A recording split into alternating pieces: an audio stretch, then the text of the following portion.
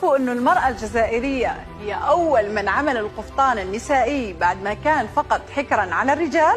لما بنسمع 1.5 مليون شهيد فورا بنقول الجزائر بلد القارة، مش بس بمساحتها بل بتنوع تراثها في الأكل والموسيقى والألبسة التقليدية اللي تفوق 50 نوع لباس تقليدي، ومن بينهم برز القفطان اللي كان ولا زال أحد رموز الفخامة. خلونا نعرف مع بعض أصل القفطان اللي كان زي قديم يعود إلى حضارات الشرق الأوسط وآسيا الوسطى، وتشير الدراسات أنه ظهر خلال الإمبراطوريات الفارسية والعثمانية بحيث كان يعكس المكانة الاجتماعية الرفيعة. وبتشير الأبحاث أنه ظهر في الجزائر في القرن الثامن، فمثلا في كتاب الأغاني لأبي فرج الأصفهاني في حادثة القادسية، رستم والد عبد الرحمن بن رستم مؤسس الدولة الرستمية بالجزائر ذكر أنه كان يلبس القفطان في تلك الحقبة. وكذلك ذكر أنه ظهر في القرن الثامن والعاشر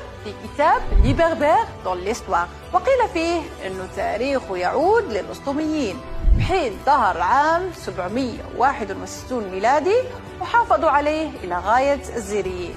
المؤرخ الإسباني هايدو عام 1612 كان قد ذكر في كتابه ألبسة المرأة الجزائرية